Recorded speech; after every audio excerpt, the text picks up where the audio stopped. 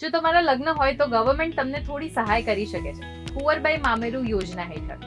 પણ આની એલિજિબિલિટી શું છે, ક્રાઇટેરિયા શું છે અને શું તમને આનો ફાયદો થશે કે નહીં અને ફોર્મ કેવી રીતે ભરવાનું એ બધું જોઈ લઈએ આજના વિડીયોમાં વિથ મી હેલી. અનુસૂચિત જાતિના લોકો અને વિકસતી જાતિના લોકો આ યોજનાનો લાભ લઈ શકે છે. અનુસૂચિત જાતિ અને વિકસતી જાતિના પહેલા ક્રાઇટેરિયા જોઈ લઈએ. વાર્ષિક આવક મર્યાદા 6 લાખની હોય અને કુટુંબની પુખ્ત વયની 2 કન્યાનો લાભ લઈ શકે છે. અનુસૂચિત જાતિ હજી થોડા વધારે ક્રાઇટેરિયા છે તો એ પણ જોઈ લઈએ. મૂળ ગુજરાતના વતની હોવા જોઈએ. લગ્ન સમયે કન્યાની ઉંમર 18 વર્ષની અને યુવકની ઉંમર 21 વર્ષની હોવી જોઈએ. લગ્નના 2 વર્ષની અંદર જ અરજી કરવાની રહેશે. 7 ફેરા સમૂહ લગ્ન યોજના તેમજ કુંવરબાઈનું મામેરું યોજનાની તમામ યોજનાની શરતો પૂરી કરી હશે તો જ આ યોજનાનો લાભ મળશે. તો જો તમે આ કેટેગરી અંડર ફિટ બેસતા હો તો તમને ગવર્મેન્ટ તરફથી 12,000 રૂપિયાની સહાય મળી શકે છે કુંવરબાઈ મામેરું યોજના હેઠળ. તો હવે આમાં ડોક્યુમેન્ટ્સ કયા કયા જોઈશે એ પણ જોઈ લઈએ. વિકસિત જાતિ માટે કન્યાનું આધાર કાર્ડ, પિતાનો વાર્ષિક આવકનો દાખલો, લગ્ન નોંધણીનું પ્રમાણપત્ર, યુવતીના નામની બેંકની પાસબુક. અનુસૂચિત જાતિ માટે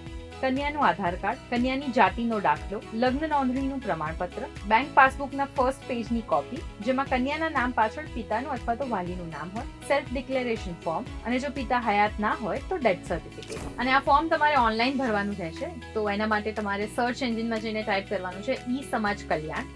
હવે એમાં જે પહેલી સાઇટ દેખાઈ રહી છે SJED એની ઉપર ક્લિક કરવાનું. તો તમે જે કાસ્ટને બિલોંગ કરતા હો એ અહીંયા સૌથી પહેલા ઉપરથી જઈને સિલેક્ટ કરી લો. હવે એમાંથી કુંવરબાઈનું મામેરું એ સિલેક્ટ કરવાનું છે. હવે અહીંયા તમે નિયમો વાંચી શકો છો અને ફોર્મ ભરવા માટે સૌથી પહેલા તમારે રજિસ્ટ્રેશન કરાવવું પડશે. તો રજિસ્ટ્રેશન કરી લો, એના પછી લોગિન કરવાનું છે અને લોગિન કર્યા પછી તમે આગળની પ્રોસેસ કરી શકશો. હવે લોગિન કરશો એટલે યુઝર પ્રોફાઇલ પેજ ખુલી જશે જેમાં રજિસ્ટ્રેશન વખતે તમે જેટલી પણ ઇન્ફોર્મેશન ભરી છે બધી ઓટોમેટિક ફિલ થયેલી જ આવશે. સો એ સિવાયની જેટલી પણ ઇન્ફોર્મેશન પૂછી છે એ બધી ઇન્ફોર્મેશન ભરી દો અને તમારો ફોટોગ્રાફ તમારે સ્કેન કરીને રાખવાનો છે. એ સ્કેન ફોટોગ્રાફ અહીં અપલોડ કરવાનો છે. હવે આ બધી ઇન્ફોર્મેશન ભરાઈ જાય એટલે તમને તમારી જાતિને લગતી જેટલી પણ યોજના છે બધી અહીંયા દેખાશે. આપણે અહીંયાથી કુંવરબાઈનું મામેરું એના પર સિલેક્ટ કરીશું. પછી એક ડાયલોગ બોક્સ ખુલશે. અહીંયા બધી જ વિગતો મેન્શન કરેલી છે અને કયા ડોક્યુમેન્ટ જોઈશે એનું પણ એક આખું લિસ્ટ તમને અહીંયા જોવા મળી જશે.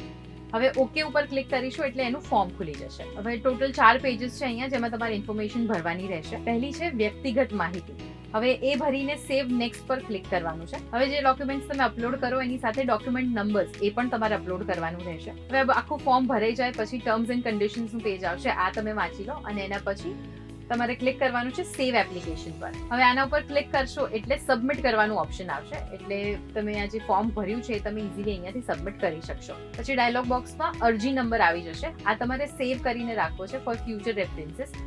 તમારે જો એપ્લિકેશન ટ્રેક કરવી હોય તો પણ આ નંબર કામમાં લાગશે.